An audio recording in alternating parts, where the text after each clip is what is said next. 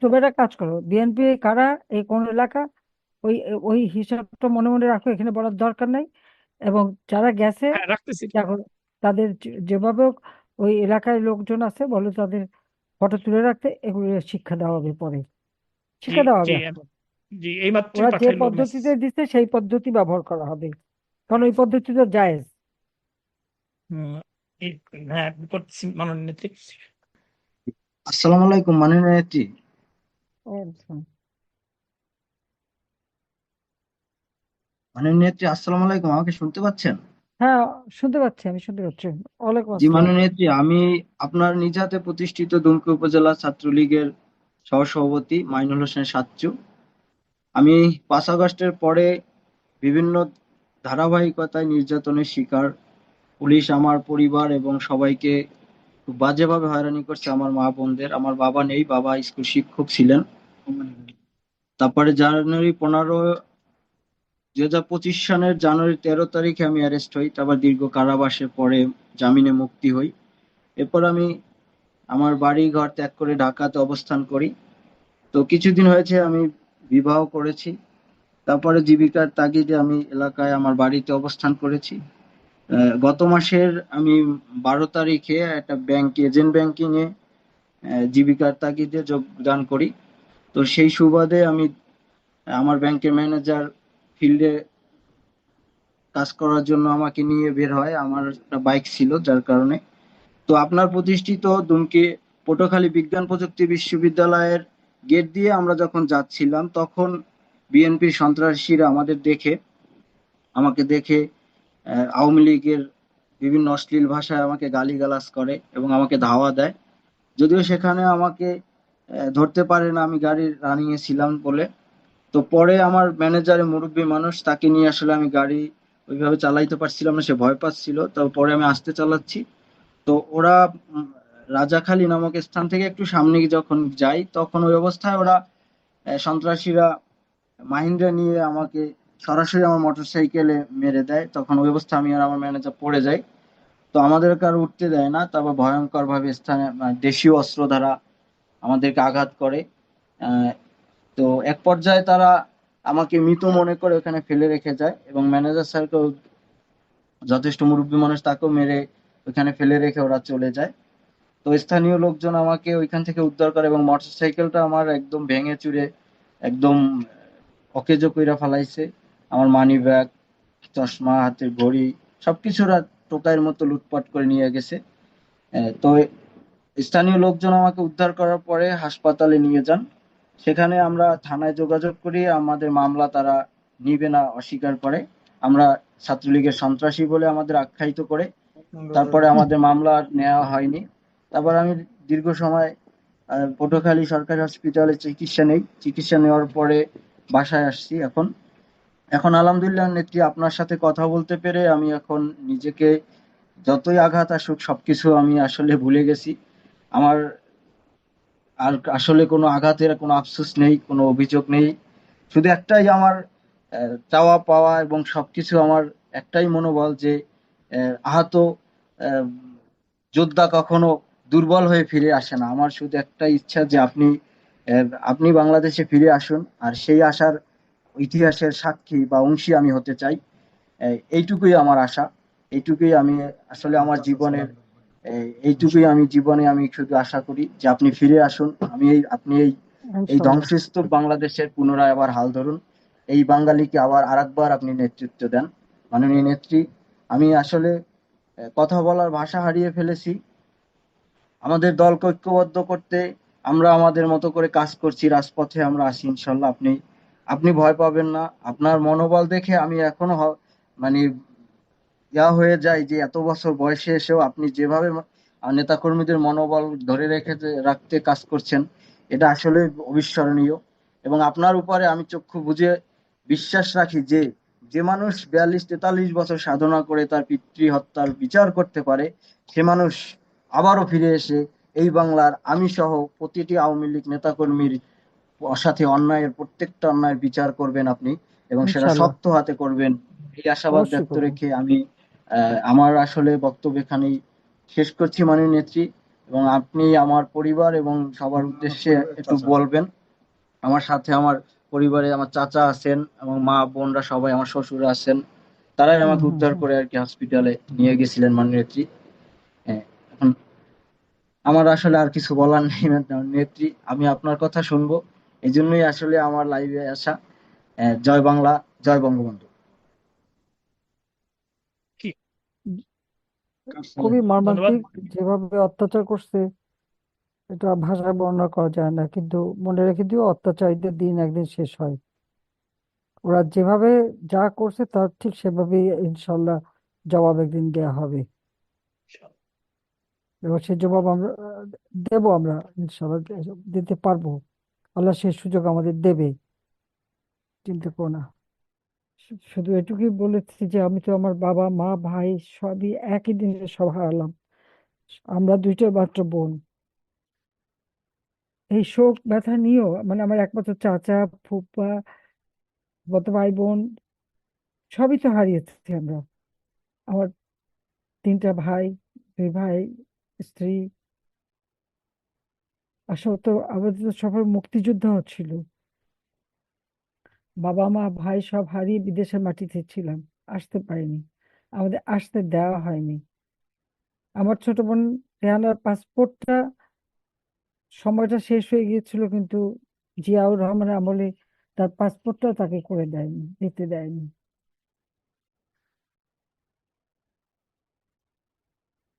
6 বছর পর আমি দেশে ফেরার সুযোগ পাই, আমি চলে আসি। কিন্তু আসার পর থেকেই তো আমাদের আওয়ামী লীগের নেতা কর্মী সেই 1975 সালে 15ই আগস্ট থেকে শুরু করে এ পর্যন্ত অনবরত অত্যাচার চলছে।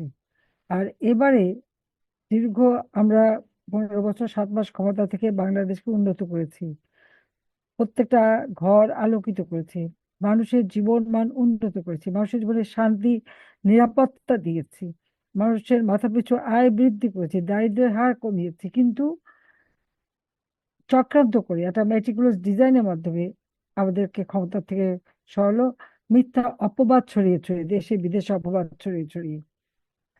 আর সেই সাথে কি করলো আমাদের অগণিত আওয়ামী লীগ নেতা কর্মী, আওয়ামী লীগ, ছাত্রলীগ, যুবলীগ, স্বেচ্ছাসেবক লীগ সহ আমাদের মহিলা আওয়ামী লীগ, যুব মহিলা লীগ, আইনজীবী কাউকে বাদ দিচ্ছে না, ডাক্তার, সে পেশাজীবী, চরম নির্যাতন। এমন ভাবে নির্যাতন করে যাচ্ছে যে কোনো, এরা যে মানুষ, যারা এই ঘটনা ঘটায়, এরা মানুষ বলে ডাকার অযোগ্য। তাদের মধ্যে এইরকম প্রতিহিংসা পরায়ণতা আর এইরকম ভাবে নির্যাতন করে যাচ্ছে তারা। আজকে আমাদের মানে ছাত্রলীগ করাটা কি অপরাধ? কৃষকের পাশে দাঁড়ানোটা কি অপরাধ? আমি জনগণের কাছে এটা জিজ্ঞেস করি। কোভিডের সময় যখন কৃষক ধান কাটতে পারে না, আমি ছাত্রলীগকে বলেছিলাম, ছাত্রলীগ ছুটে গেল, সেই সাথে আমাদের যুবলীগ, স্বেচ্ছাসেবক লীগ, আওয়ামী লীগ সবাই তো ছুটে গেছে। কোভিডের সময় পর্যন্ত আমাদের এই ছাত্রলীগের ছেলে পেলে মানুষের পাশে দাঁড়ানো, চিকিৎসার জন্য হাসপাতালে নেওয়া, মৃতদের সৎকার করা, মৃতদের কাফন দাফনের ব্যবস্থা করা, নিজের জীবনের ঝুঁকি নিয়ে তো তারা এই কাজগুলি করেছে। আর কোন দল এসেছিল তখন? আর তো কেউ না। ওই মুজিব আদর্শের সৈনিক তারাই এসেছে, তারাই করেছে। এখনো জনগণের পাশেই আমরা আছি, নিজেরা কিছু করবে না। আর আমাদের ছেলেপেলেরা, তারা কৃষকের পাশে দাঁড়ালে তাদের হামলা করবে। এরা করবেই, এটা জানি, এরা এদের চরিত্রটাই তাই। তার কারণ হচ্ছে খালেদা জিয়ার আমলে কৃষক সারের দাবিতে আন্দোলন করে, সে সময় 18 জন কৃষককে গুলি করে হত্যা করেছিল। এরা হলো সেই দল। শ্রমিকরা আন্দোলন করেছিল মজুরির জন্য, 17 জন শ্রমিককে রমজান মাসে হত্যা করেছিল খালেদা জিয়া। বিদ্যুতের দাবিতে কানসার্টে আন্দোলন, সেখানে মানুষকে হত্যা করে গুলি করে। তো এরা হলো ওই চরিত্রের লোক। এরা জনগণকে কিছু দিতে পারে না, নির্যাতন করতে পারে, খুন করতে পারে, লাশ ফেলতে পারে। একই সাথে যুক্ত হয়ে হয়েছে এক বিশ্ব বাটপার ইউনূস, আর একজন হচ্ছে গ্রেনেড হামলাকারী, অস্ত্র চোরাকারবারি, যার দুর্নীতির সাক্ষী দিয়েছিল আমেরিকার গোয়েন্দা সংস্থা এফবিআই লোক এসে। সেই সাজাপ্রাপ্ত আসামি আজকে বাংলাদেশের প্রধানমন্ত্রী। তার সাথে হচ্ছে যুদ্ধ অপরাধীদের এবং পাকিস্তানি হানাদার বাহিনীর ফেলে যাওয়া কিছু, মানে আমি বলবো যে তাদেরই কিছু বংশধর। আজকে দেশটাকে এরা নির্যাতন করে শেষ করছে, দেশের অর্থনীতি ধ্বংস করেছে, দেশের রাজনীতি ধ্বংস করেছে, গণতন্ত্র হরণ করেছে, সমস্ত জায়গায় দলীয়করণ, প্রত্যেকটা জায়গায় চরমভাবে আজকে শিক্ষা প্রতিষ্ঠান থেকে শুরু করে প্রত্যেকটা জায়গায় ধ্বংস করে দিয়েছে। সেই উচ্চ আদালত, সুপ্রিম কোর্ট, হাইকোর্ট, শিক্ষা প্রতিষ্ঠান, হাসপাতাল, কিছুই বাদ যাচ্ছে না। সবকিছু ধ্বংস করে দিয়ে তারা দেশটাকে একেবারে কোথায় নিয়ে যাচ্ছে এদের। আর আওয়ামী লীগ ছাত্রলীগ সবার মানে আমাদের যারা আওয়ামী পরিবার তাদের উপরে নির্যাতন, মুক্তিযোদ্ধাদের উপরে নির্যাতন, সাংবাদিক, আইনজীবী, শিক্ষক সকলের উপরেই নির্যাতন চালাচ্ছে। আওয়ামী লীগ করে নাকি অপরাধ? কেন অপরাধ হবে? এই আওয়ামী লীগ যে দেশটা স্বাধীন করেছে সেটা তারা জানে না? তাদের কি জন্ম হয়েছিল, বিএনপি জন্ম হয়েছিল সে সময়? ছিল না। আর জামাত তো সেই পাকিস্তানি হানাদার বাহিনীর দোসর ছিল, যাদের দ্বারা 30 লক্ষ শহীদ, লাখ লাখ মা বোনের ইজ্জত নিয়েছে, ঘর বাড়ি লুটপাট করেছে, অগ্নিসংযোগ করেছে। একমাত্র আওয়ামী লীগ এবং পরবর্তী সংগঠনগুলি তো এদেশের মানুষের পাশে সবসময়। আওয়ামী লীগই তো এই দেশের স্বাধীনতা এনে দিয়েছে আমাদের মহান নেতা জাতির পিতা বঙ্গবন্ধু শেখ মুজিবুর রহমানের নেতৃত্বে। তাহলে আওয়ামী লীগের অপরাধটা কি? আওয়ামী লীগ যখন ক্ষমতা আসে দেশের মানুষের উন্নতি হয়, দেশের মানুষ পেট ভরে খেতে পারে, শান্তিতে ঘুমাতে পারে, নিরাপদে চলতে পারে। এটা তো আমরা নিশ্চিত করেছিলাম। আর আজকে সেই আওয়ামী লীগের উপরে বারবার হামলা, ছাত্রলীগ, যুবলীগ, স্বেচ্ছাসেবক সহ সকল উপরে হামলা। আমি একটা কথাই বলবো, আজকে যারা স্বজন হারিয়েছেন বা নির্যাতিত হয়েছেন, মনোবল রাখতে হবে, শক্ত হয়ে দাঁড়াতে হবে। এরা যত অপরাধী অত্যাচার করুক, যারা অপরাধী তাদের, তারা হলো দুর্বল। হয়তো একটা সময়ের জন্য তারা নিজেদের শক্তি দেখাতে পারে, কিন্তু এটা চিরদিন স্থায়ী হয় না। কিন্তু আদর্শ নিয়ে, জনগণের প্রতি দায়বদ্ধতা নিয়ে, জনগণের জন্য কাজ করে যারা, তাদের মনোবল অনেক বেশি থাকে।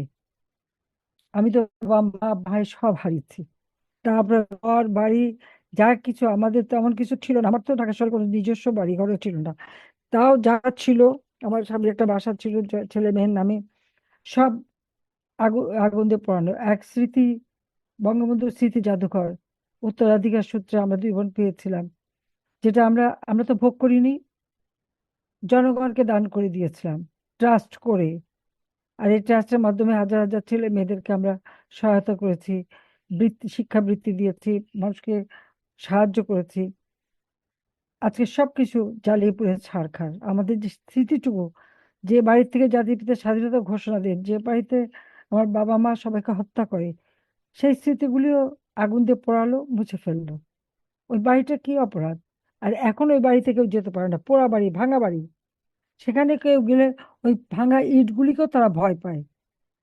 সেখানে কেন গেল? সেই জন্য পিটিয়ে মানুষ হত্যা করেছে, কিভাবে অপমান করেছে, সেই ঘটনা তো ঘটিয়েছে।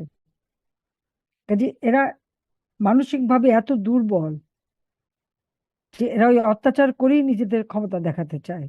কিন্তু আমরা জনগণের শক্তিতে বিশ্বাস করি। কাজে জনগণ আছে আমাদের পাশে, আমরাও জনগণের পাশে আছি। আর এখন যারা অন্তত এদের একসময় সমর্থন দিয়েছিল ওই মেট্রিকুলাস ডিজাইনের সেই ডিপ এস্টেটের টাকায়, এখন তারাও বুঝতে পারছে বাংলাদেশে কেউ ভালো নেই। কৃষক, শ্রমিক, মেহনতি মানুষ, রিক্সাওয়ালা, দিন মজুর, খেটে খাওয়া মানুষ, চাকরিজীবী, ব্যবসায়ী, কারো ভালো অবস্থা না। তোয়াজ করে তোষামত করে কোনো মতে টিকে থাকতে হয়। এই অবস্থা চলতে পারে না। আমরা আবার গণতন্ত্র ফিরিয়ে আনবো, আবার মানুষের অর্থনৈতিক মুক্তি আমরা এনে দেবো, আবার এদেশের মানুষকে আমরা উন্নত জীবন দেব, এবং সেটা একমাত্র আওয়ামী লীগই দিতে পারবে। আওয়ামী লীগ ছাড়া মানুষের পাশে কেউ দাঁড়ায়নি, দাঁড়াবেও না, দাঁড়াবে না। কারণ এরা তো লোভী, আসে নিজেদের ভাগ্য করতে, জনগণের ভাগ্য করতে না। আর আওয়ামী লীগ জনগণের ভাগ্য করে, আমরা নিজেদের ভাগ্য দেখি না। এটা আল্লাহ বারবার আমাকে বাঁচিয়েছেন, এবারও দেশের বাইরে নিয়ে এসে বাঁচিয়েছেন। বাঁচিয়েছেন কেন? দেশের মানুষকে আবার মুক্তি দেওয়ার জন্য, মানুষকে আবার উন্নত জীবন দেওয়ার জন্য, এবং ইনশাল্লাহ সেটা আমরা করতে পারবো এই বিশ্বাস আমার আছে, আমি সেই বিশ্বাস রাখি। হারাবার তো কিছু নাই, সবই হারিয়েছি। এমনকি আমার দাদি নানি আমাদের পারিবারিক যে গহনাগাটি লকারে রাখা ছিল, আমি তো প্রধানমন্ত্রী হিসেবে জীবনে লকার খুলিও নি, সব গহনাগাটি খুলে নিয়ে লুট করে নিয়ে গেছে ইনুস, সেগুলি সব। আর গণভবন সবই তো লুটপাট। কিন্তু আমার কাছে তাতে দুঃখ নেই, কারণ আমার দলের নেতা কর্মীরা, তাদেরও তো সবকিছু হারিয়েছে, ঘর বাড়ি ব্যবসা প্রতিষ্ঠান, মানে আত্মীয় স্বজন কাউকে ছাড়েনি। কাজে এই হিসাব আমাদের নিতে হবে, সেই জন্য সবাইকে মনোবল রাখতে হবে, মনোবল রেখে রুখে দাঁড়াতে হবে, ঐক্যবদ্ধ হতে হবে। এটা মনে রাখতে হবে, আমরা আইবের বিরুদ্ধে আন্দোলন করেছি, এআই এর বিরুদ্ধে আমরা যুদ্ধ করে বিজয় অর্জন করেছি, আমরা বিজয়ী জাতি। এরপর জিয়া এরশাদ, খালেদা জিয়াকে 2বার আন্দোলন করে ক্ষমতা থেকে হটিয়েছিলাম শুধু ভোট চুরির অপরাধী। কাজী জনগণের শক্তিটাই বড় শক্তি, জনগণের আস্থা বিশ্বাস অর্জন করা, জনগণের পাশে দাঁড়ানো। কারণ মানুষ এখন সবচেয়ে কষ্টে আছে, আমরা আছি মানুষের পাশে, মানুষকে এটুকু বলতে পারি। 81 সালে যখন ফিরে আসি, আমার কিছুই ছিল না, থাকার জায়গাও ছিল না। আমি কি পেয়েছিলাম? বনানীতে সারি সারি লাশ, টুঙ্গিপাড়ার কবর, টুঙ্গিপাড়ার আমার বাবার কবর, এছাড়া কিছুই ছিল না। পেয়েছিলাম জনগণ। এই জনগণের মাঝেই আমি আমার হারানো বাবা মায়ের স্নেহ খুঁজে ফিরেছি, এবং আমি তা পেয়েছি। যে কারণে পাঁচবার প্রধানমন্ত্রী হয়েছি, বাংলাদেশের মানুষের ভাগ্য পরিবর্তন করতে পেরেছি। কিন্তু সেগুলো আবার কেড়ে নিয়ে গেছে। ইনশাল্লাহ বেঁচে যখন আছি, আবার বাংলাদেশের মানুষের ভাগ্য পরিবর্তন করব, গণতন্ত্র ফিরিয়ে আনবো। এটাই আমাদের প্রতিজ্ঞা। সবাই মনোবল রাখবেন। আর যারা আহত, সুস্থ হন তাড়াতাড়ি, সেই আল্লাহ রাব্বুল আলামিনের কাছে দোয়া করি, যারা এই পর্যন্ত শাহাদাত বরণ করেছে, আল্লাহ রাব্বুল আলামিন তাদের বেহেশতে নসিব করুক। এই কথা